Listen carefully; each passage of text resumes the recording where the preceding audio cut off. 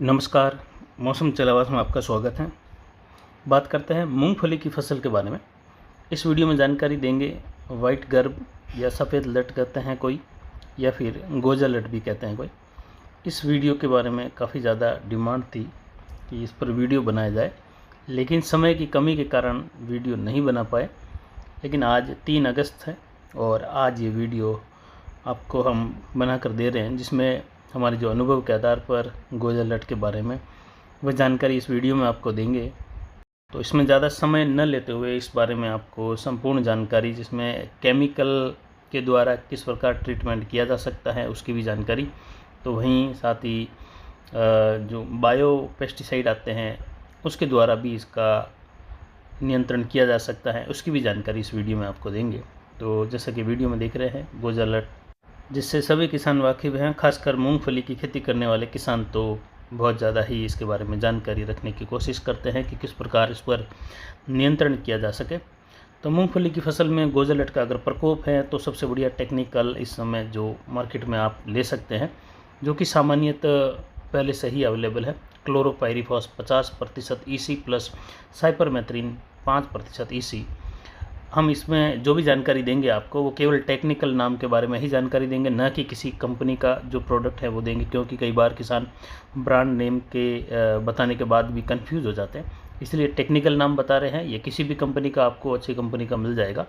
तो 1.5 लीटर प्रति एकड़ के हिसाब से पानी के साथ आप छोड़ सकते हैं, फव्वारे के साथ में, या ड्रिप लगे तो ड्रिप के साथ में, या फ्लड इरीगेशन करते हैं तो फ्लड इरीगेशन में प्रति एकड़ 1.5 लीटर आप क्लोरोपाइरीफॉस छोड़ सकते हैं। और इसके अलावा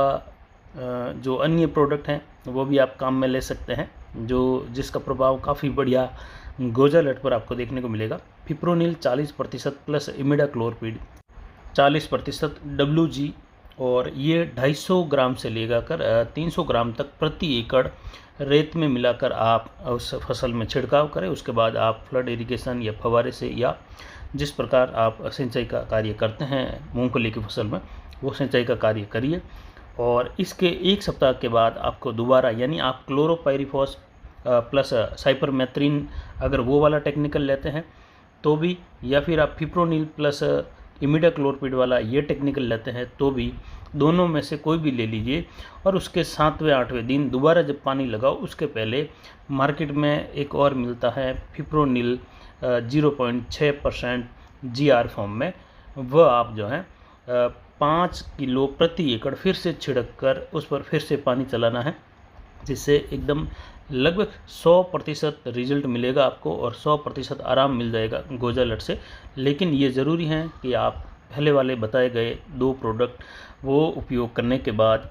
7 दिन के बाद दोबारा आपको ये टेक्निकल डालना है, और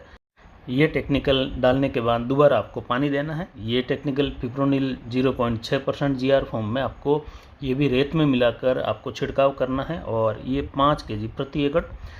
और इसके अलावा अगर बायो प्रोडक्ट की बात करें तो आपने सुना ही होगा, बिवेरिया बेसियाना करके मार्केट में प्रोडक्ट मिलता है, और ये भी किसी भी कंपनी का आपको मार्केट में मिल जाएगा। आजकल काफ़ी कंपनियां इस प्रोडक्ट को जो है मार्केट में बेचती हैं, सेल करती हैं। Beauveria bassiana 1% WP powder form में मिलता है,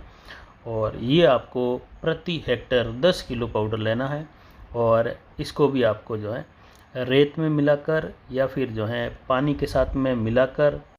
या ड्रिप या फव्वारे के साथ इसका 200 लीटर ड्रम में घोल बनाकर आप फव्वारे के साथ में या ड्रिप के साथ में छोड़ दीजिए। जैसी भी आपकी सुविधा है उस हिसाब से। फ्लड इरिगेशन कर रहे हैं तो भी आप 200 लीटर के ड्रम में भरकर 10 किलो 1 हेक्टर में पहुंच जाए पूरा बराबर मात्रा में, उस प्रकार से आपको यूज़ करना है। और 200 लीटर के ड्रम में एक नल लगाकर बहती हुई नाली में आप छोड़ दीजिए, तो इसका भी बहुत बढ़िया रिजल्ट मिलेगा। और ये एक इंसेक्टिसाइड है, यानी ये खुद अपने आप में एक फंगस है जो किसी छोटे कीड़े पर जाकर वहाँ पर ये डेवलप हो जाता है, और वहाँ पर अपनी एक कॉलोनी बनाने लग जाता है उस जीव पर, और उसको पूरी तरीके से जो है सड़ा गला देता है और अपना भोजन बना लेता है, जिससे लगभग 5-6 तरह के कीट पतंग इसके द्वारा जो है ख़त्म किए जा सकते हैं। वह इसको स्प्रे में भी काम में ले सकते हैं। प्रति लीटर 6 से 7 ग्राम इसको लेना है और स्प्रे भी कर सकते हैं, लेकिन स्प्रे के लिए मैं ज़्यादा नहीं बोलूँगा। आपको ये छोड़ना है पानी के साथ मिट्टी में, क्योंकि समस्या आपकी मिट्टी के अंदर हो रही है, तो पानी के साथ में इसको छोड़ना है। और ये पानी के अंदर जाकर जो है ये जो कीट या कह सकते हैं दीमक हो या गोजालट हो या अन्य प्रकार के जो फसलों में नुकसान पहुंचाते हैं, उस पर जाकर अपनी कॉलोनी बसाने लगते हैं और वहां पर अपनी संख्या बढ़ाते हुए जिस पर भी ये लगता है वहाँ पर अपनी कॉलोनी या अपनी संख्या बढ़ाकर उसको सड़ा गला देगा, और उसके साथ और कोई उसके संपर्क में आएगा तो वो भी सड़ गल जाएगा। साथ ही इसके अलावा एक और बायो इंसेक्टिसाइड हैं जो कि बहुत ज़्यादा यूज़ में आ रहा है आजकल, और बिवेरिया बेसियाना की तरह ही इसका भी काम है, यानी इसके काम करने का जो तरीका है वह हूबहू दोनों का एक समान है। तो आप दोनों में से कोई भी ले सकते हैं, इसका रिज़ल्ट भी बहुत बढ़िया देखने को मिलेगा। नाम है उसका मेटारिजियम एनोसोप्ली, और ये भी देखें तो राइनोसेरस बीटल या red weevils, white grubs, thrips, mealybug, mite और लीफ हॉपर से लेकर वाइट फ्लाई, एफिड्स, जेसिड्स, इन सब पर काम करता है। यानी जैसे ही कोई ये कीट पतंग इसके संपर्क में आएंगे तो ये उसके ऊपर फैलते हुए जहाँ से भी जो त्वचा होती हैं कीट पतंगों की, वहाँ पर जहाँ पतली झिल्ली के रूप में या कह सकते हैं नरम त्वचा होती है, वहाँ से ये अपना रास्ता ढूंढ लेते हैं उसके अंदर पहुँचने, और उसके बाद अपनी कॉलोनी बनाने और उस कीट पतंग को सड़ा गलाकर अपना भोजन बनाते हैं, जिससे उसके या जो सड़ा हुआ कीट है उसके संपर्क में और कोई कीट पतंग या इनकी ही प्रजाति का कोई कीट उसके संपर्क में आता है तो वह भी इसी प्रकार इसके संपर्क में आने से जो है इसका शिकार हो जाता है, और उस पर भी ये इसी प्रकार काम करते हैं। जैसा आप वीडियो में देख रहे हैं, ये एक फंगस है, और ये इंसेक्टिसाइड फंगस, यानी ये फंगस तो है लेकिन ये दूसरे जो कीट पतंग होते हैं उनको अपना भोजन बनाते हैं, और उस पर ये अगर कहीं से भी जैसे स्प्रे करते हैं तो भी अगर लग जाता है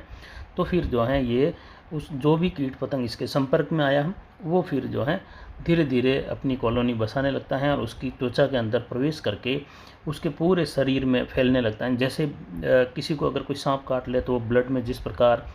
फैलते हुए एक एक नस तक जहाँ पहुँचता है और पूरे शरीर को पैरालिसिस और ब्लड में जो क्लॉट जमने लगते हैं, उसी प्रकार इसका भी काम है। ये पूरे उसके शरीर के अंदर फैलने लगता है और कीट के अंदर ये फिर अपनी कॉलोनी बसाते हुए पूरे कीट को सड़ा देता है, और ये लगभग 5 से 7 दिनों में संपूर्ण कीट जो इसके संपर्क में आएंगे वह बिल्कुल ही पूरी तरीके से ख़त्म हो जाते हैं। और ये कीट जब 2-3 दिनों के या कह सकते हैं जिस समय कीट के ऊपर ये फंगस लगता है, उसके बाद इसके संपर्क में और कोई कीट आ रहे हैं इसी की प्रजाति के या अन्य कोई कीट आ रहा है तो वो फंगस उसके अंदर भी जो है ट्रांसफ़र हो जाता है, उसको भी फिर अपना शिकार बना लेता है और उसके अंदर भी ये इसी प्रकार फैलता है जैसा कि आप वीडियो में देख रहे हैं। और धीरे धीरे जैसे दीमक हो या वाइट ग्रब्स हो, अगर मिट्टी के अंदर अपन पानी के साथ फव्वारे के साथ दे रहे हैं 10 किलो प्रति हेक्टेयर की मात्रा में इसका उपयोग करना पड़ेगा, तब जाकर 1 हेक्टेयर में बढ़िया रिजल्ट इसका मिलेगा। और जैसे ही ये मिट्टी के अंदर जाएगा तो वहाँ पर मौजूद वाइट ग्रब्स या दीमक है तो उसके अंदर शरीर के अंदर भी ये इसी प्रकार जो है पहुंचकर फिर वो बॉडी के अंदर उसके पार्ट के अंदर फैल जाता है और वहाँ पर फिर अपना अपनी जो कॉलोनी है या अपनी संख्या बढ़ाने लगता है और पूरी तरीके से उस कीट या उस दीमक या उस ग्रब्स को ख़त्म कर देता है। और उसी ग्रब्स के संपर्क में और कोई दूसरी वाइट ग्रब आती है या दीमक भी आ जाती हैं उसके संपर्क में वहाँ से निकलते हुए, तो फिर जो है वह दीमक भी सड़ने गलने लग जाती हैं। कुल मिलाकर देखें तो बायो इंसेक्टिसाइड काफ़ी बढ़िया काम कर रहे हैं। स्प्रे में भी ये अन्य फसलों में भी काम आते हैं जिसमें छोटे रस चूसक कीट लग जाते हैं, उस पर भी काम आते हैं। लेकिन एक संभावना ये भी है कि अगर मधुमक्खी इसके संपर्क में आई तो हो सकता है उस पर भी इसका नुकसान होगा, हो सकता है पूरा का पूरा छत्ता भी। सामान्य इंसेक्टिसाइड से कंट्रोल करना लगभग मुश्किल होता है, फिलहाल उन सब कीड़ों को नहीं है, लेकिन फिर भी संभावना ये भी है कि अगर आप दिन के समय में करते हैं या वहाँ पर फूलों पर ये लगता है तो मधुमक्खी को भी नुकसान संभव हो सकता है। लेकिन सबसे बढ़िया है कि इसका प्रयोग मिट्टी के अंदर अगर करें तो फिर मिट्टी के अंदर रहने वाले जो जड़ों को खाने वाले या अन्य जो कीट हैं जो फसलों को नुकसान पहुंचा रहे हैं उस पर ये बढ़िया काम कर सकता है। तो किसान भाइयों के लिए सलाह रहेगी कि आप इन सब का प्रयोग कर सकते हैं। अगर आप केमिकल में जाना चाहते हैं तो आप क्लोरोपाइरीफॉस प्लस साइपरमेथ्रिन टेक्निकल ले लीजिए। उसके 7 दिन बाद फिप्रोनिल फिर से जो रीजेंट नाम से या अन्य कंपनियों के अलग अलग नाम से मार्केट में मिलता है वो वापस लेना है 5 किलो प्रति एकड़ के हिसाब से। या फिर आप अगर फिप्रोनिल प्लस इमिडाक्लोरपिड वाला टेक्निकल लेते हैं तो उसको 250 से 300 ग्राम प्रति एकड़ के हिसाब से आपको लेना है और उसको रेत में मिलाकर या पानी में मिलाकर आप फव्वारे के साथ भी दे सकते हो, मिट्टी के अंदर ही जाएगा। या फिर सबसे बढ़िया रहेगा रेत में मिलाकर छिड़क दीजिए, फिर पानी दीजिए और उसके लगभग 7 दिन बाद वो प्रोडक्ट यानी अगर आप क्लोरोपाइरीफॉस या इमिडाक्लोरपिड प्लस फिप्रोनिल लेते हैं तो भी आपको 7 दिन के बाद GR फॉर्म में जो फिप्रोनिल आता है 0.6 उसको आपको लेना है। तो इस प्रकार आप अगर गोजा लट पर या कह सकते हैं वाइट ग्रब पर नियंत्रण करेंगे तो आसानी से जो है आप इस पर नियंत्रण कर पाएंगे और बढ़िया रिजल्ट मिलेगा। और हमारे द्वारा दी गई जानकारी आपको अच्छी लगी हो तो इस वीडियो को ज़्यादा से ज़्यादा शेयर करें, लाइक करें और कमेंट करके भी अपना रिजल्ट जो भी मिलता है आपको ज़रूर बताएं। नमस्कार, जय हिंद, जय भारत।